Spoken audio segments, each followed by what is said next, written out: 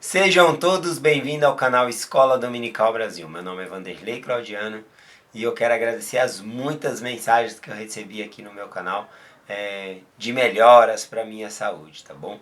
Eu tô com a garganta infeccionada, já estou tomando remédio, né, amoxicilina, e também o ouvido está doendo, né? Tá infeccionado ali também o ouvido, tá bom? Mas hoje eu estou aqui com o suficiente de energia para compartilhar essa mensagem com vocês.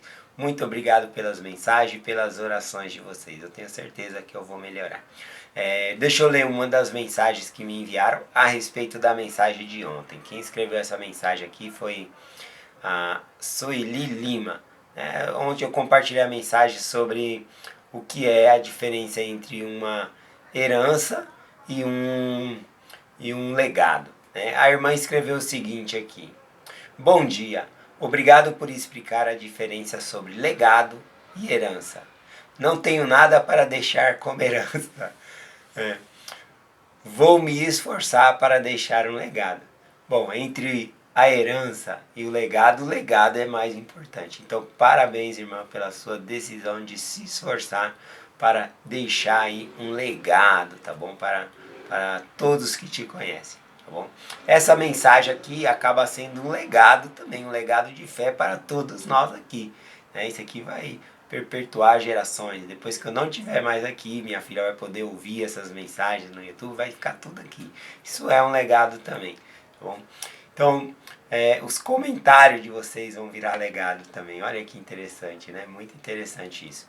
Bom, eu vou compartilhar hoje com vocês aqui a mensagem do Vem Segue na sessão 135, o versículo 4 e o versículo 5. Eu vou lendo e já vou explicando algumas coisas aqui. No versículo 4 diz: Quando Joseph foi a Cartago para entregar-se às pretensas exigências da lei. Aqui, quando fala que ele foi até a cadeia de Cartago para se entregar, ele colocou a palavra aqui, as pretensas exigências da lei. Né? Por que pretensas? Porque aquilo que tinha sido exigido era só uma fachada. Existia outra coisa que eles queriam fazer para deixar Joseph Smith preso ali. Por exemplo, a acusação para que Joseph e Hiram, seu irmão, se apresentasse na cadeia de Carthage era a acusação ali de terem destruído uma prensa, né, daqueles jornais, né? Então, hoje em dia nós chamamos de impressora, né? Mas a prensa ali que fabricava jornal, coisa assim. Então, a igreja chegou a destruir uma prensa. Lembrando que a igreja também tinha uma prensa, tá bom? Um lugar onde eles estavam fazendo ali o livro de mandamentos, que é o que nós chamamos hoje de o livro de doutrina e convênios. E a turba entrou lá, fez o que fez, jogou os papéis pela janela, jogaram a prensa do segundo andar ali daquela, uma gráfica, né? Uma gráfica ali, jogaram a prensa dali, destruiu a prensa. E nunca ninguém foi preso, ninguém foi julgado, não aconteceu nada.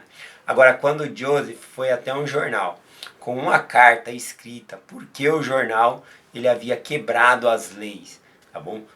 Disseminando mentiras ali que acarretou, né, em males, né, para os membros da igreja ali. Quando ele apresentou esse documento ao policial, o oficial que estava lá, o oficial falou: realmente aqui é por lei, vocês quebraram a lei, então eles podem destruir a prensa. E nessa ocasião foram lá e destruíram a prensa lá daquele jornal que havia disseminado essas mentiras. Então, teoricamente foi dentro da lei, porque o guarda estava lá, o guarda permitiu, né, ele apresentou o documento. E até mesmo Joseph Smith, quando ele foi convocado para ir para a cadeia de Carthage ali, dar explicação, ele mesmo disse, né, olha, se nós cometemos algum erro, vamos corrigir. Né? Mas era essa a acusação. E essa era uma acusação que tinha fiança, né? Ele podia até lá se apresentar, pagar a fiança e prestar ali os esclarecimentos e vir embora.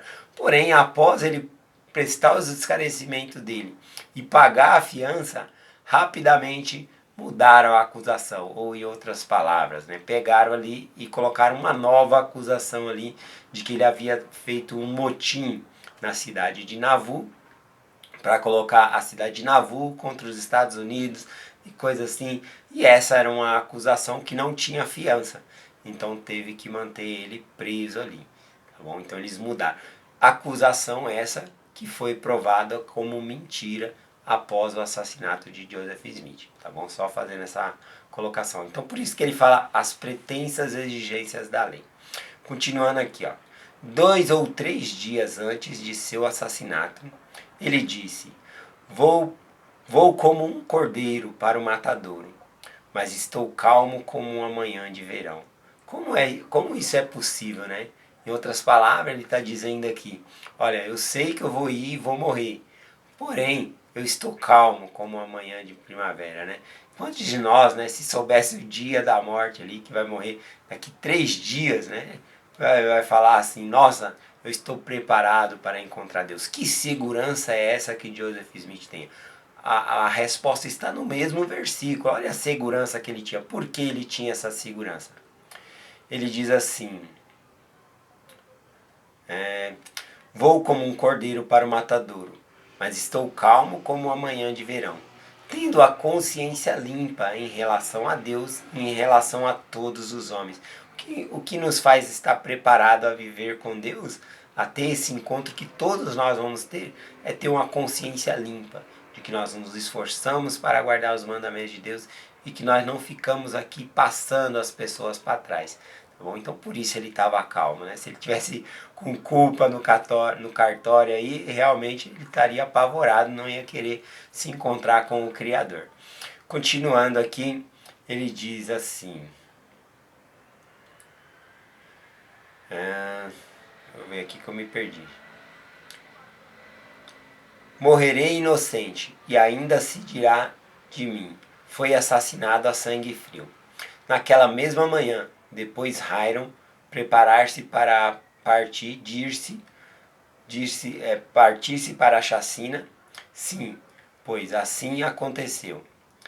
Ele leu o seguinte parágrafo, quase no fim do capítulo de Éter, no livro de Mórmon, e dobrou a página para marcá-lo. Bom, então aqui fala que antes, né, deles irem ali se apresentar à cadeia de cartas, Hiram Smith ele leu algumas palavras do livro de Mórmon ali para Joseph Smith e eles marcaram a página, né, dobrou a página para marcar. Que parte é essa? No versículo 5 explica, né, dizendo que é o que nós temos hoje, capítulo 12 de Éter, e vai mencionar aqui os versículos, que é do versículo 36 ao 38. Porém, lá fala no final do capítulo, tá bom? Aqui no versículo 5, versículo 4 fala que foi no final do capítulo de Éter. Por que fala no final do capítulo? Né? Porque o livro de Mórmon, quando ele foi impresso, ele não era dividido como nós conhecemos hoje, por capítulos, versículos, tá bom? Isso veio depois. Então, ele era escrito como um livro mesmo. Tinha um título ali, por exemplo, Livro de Mosias. E aí ia escrevendo, escrevendo, escrevendo. E quando chegava outro livro, escrevia ali o título de outro livro e continuava se escrevendo ali. Tá bom? Essa língua que ele foi escrita, que é o egípcio reformado, ele não tinha parágrafo na outra linha, ponto, interrogação, essas coisas não tinham, tá bom? Então era escrita de uma vez ali, até deu muito trabalho ali para quando foi para publicar o livro de Mórmon, tinha que fazer, né, esses acentos, essas palavras, parágrafo, né, uma ajuda bem-vinda aí do Oliver Cowdery, né, e outros que puderam ajudar ali. Muito interessante isso. Falando sobre isso, né, que o livro não era feito assim por capítulos. O único livro que foi dividido por capítulos era o livro de Moroni, o último livro que nós temos, tá bom? Então você pegar o livro original, inclusive um livro original daquele, ele vale muito dinheiro hoje em dia. Quem tem não quer vender, tá bom? E quem quer adquirir pagaria muito dinheiro para conseguir um exemplar do livro de Mórmon da época, né, da sua primeira publicação ali. Isso vale muito hoje em dia, tá bom? É uma quantia enorme de dinheiro. Esse realmente é um legado aí quem tem. Continuando aqui, falando sobre essa forma deles escrever, tudo. como era escrito tudo junto ali, não tinha parágrafo na outra linha, a gente consegue observar no livro de Mórmon que frequentemente era escrito dizendo assim, e aconteceu que. Isso era para quê? Para não pular uma linha e começar outra. Significava que estava começando uma nova frase, ou uma nova ideia, ou que havia concluído algo e estava começando a explicar outra coisa. Tá bom? Então, frequentemente você vai ver no livro de Mórmon escrito, e aconteceu que. Como o livro também ele foi escrito em placas, né? E com a lâmina ali, escrevendo ali, dava muito trabalho isso. Então, se errasse alguma coisa, nossa, não tinha corretivo na hora, nada para fazer. Inclusive tem de uma das correções quando o Mormon ele estava aqui, acredito eu que é uma correção, né? Que quando ele estava fazendo um resumo do livro de Alma ali, quando os lamanitas haviam enterrado suas armas de guerra, olha que interessante o que aconteceu. Está lá em Alma 24, versículo 19. Ele diz assim: E assim vemos que enterraram suas armas de guerra. Desculpa, eu vou ler de novo aqui, eu li errado. E assim vemos que enterraram suas armas de paz. Então aqui fica um pouco estranho, né? Quando ele diz assim, enterraram suas armas de paz. Né? Aí ele mesmo, porque o que acontece? Se ele fosse corrigir ali, o que ele tinha que fazer com aquela placa? Possivelmente ele tinha que derreter aquela placa, fazer uma nova placa para escrever de novo. Então, simplesmente quando ele viu que a frase que ele colocou aqui, quando o Mormon escreveu, né? Enterraram suas armas de paz. Aí para consertar essa frase, para que melhor nós possamos entender, ele colocou assim, ó. E assim vemos que enterraram suas armas de paz. Ou melhor, enterraram as armas de guerra em favor da paz. Né? Então, olha só, um arranjo. Eu acredito que foi um arranjo que ele fez aqui, né, para não ter que ter todo esse trabalho ali de fazer. Seria como se fosse uma correção que ele mesmo foi corrigindo ali na hora. Isso é bem interessante também. Então, cada palavra no livro de Mormon era difícil de se escrever. Então, cada coisa que foi colocada ali era de grande valor. Por exemplo, o menor versículo que nós temos no livro de Mormon é 1 Nefe, capítulo 2, versículo 15, que diz assim: E habitou meu pai numa tenda. É muito pequenininho esse versículo, é o menor que nós temos no livro de Mormon. Mas por que isso foi colocado ali? Bom, se dava-se tanto trabalho para escrever, é porque tinha uma importância. O que isso significa? Significa que Leí deixou tudo para trás. Ele deixou uma casa confortável, seus ouros, suas joias, coisas preciosas que ele tinha, para ir viver numa tenda no deserto, porque o Senhor pediu. Olha só, então ele largou tudo porque o Senhor pediu. Então cada coisa que é escrita no livro de Mormon, ela é de suma importância, tá bom? Bom, voltando para terminar aqui a explicação, Hiram então ele leu as palavras que hoje se encontram em Éter 12, versículo 36 ao 38. Eu vou ler essas palavras aqui, tá bom? Por que, que ele leu essa parte? Tem muita familiaridade. Nessa em Éter 12 aqui, quem está falando é Moroni, tá bom? Ele que está escrevendo essa parte de Éter aqui. E eu acho fantástico isso no livro de Mormon, né? Tanto Moroni como Mormon, quando eles estavam escrevendo, ou fazendo um resumo da história, eles colocavam suas próprias palavras ali, no sentido explicando o que eles estavam entendendo e o resumo que eles estavam fazendo. Seria como um profeta explicar o que o outro profeta estava falando. Isso é fantástico no livro de Mormon, eu gosto bastante.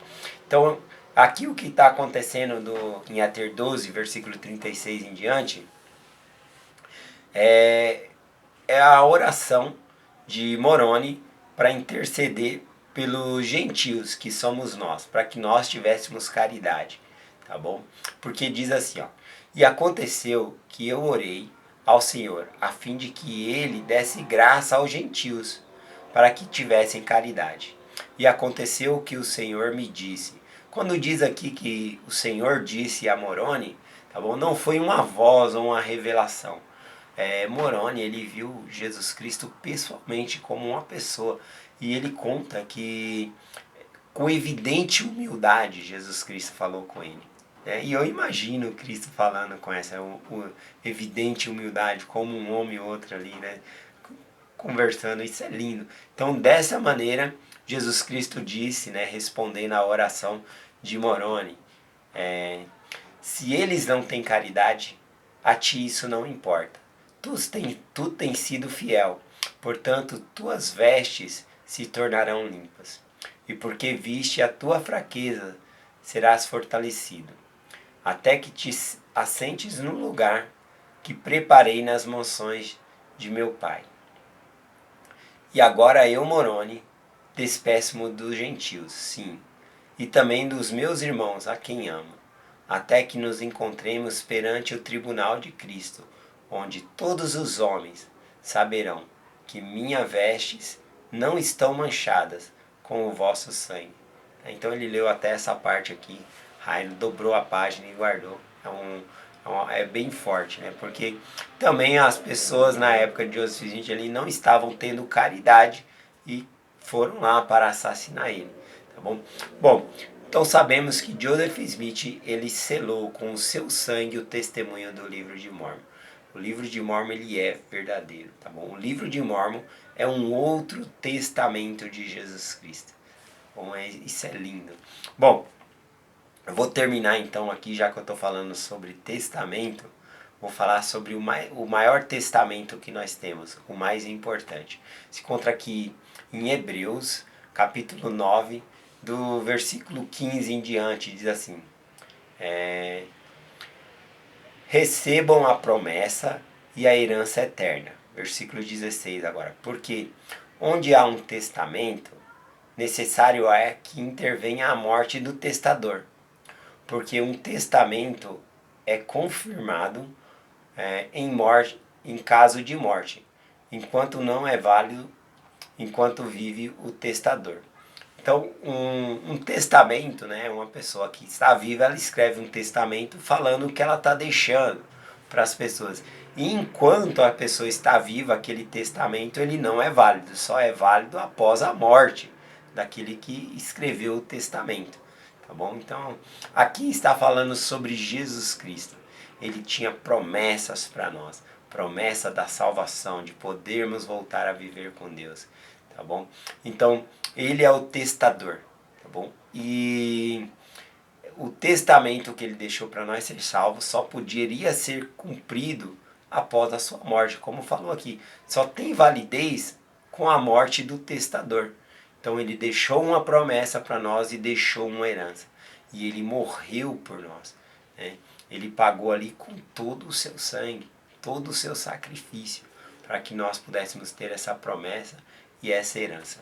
Bom, sou muito grato a Jesus Cristo por ter deixado essa promessa e essa herança. No versículo 15, né, de Hebreus 9, que diz assim: para que recebam a promessa da herança eterna.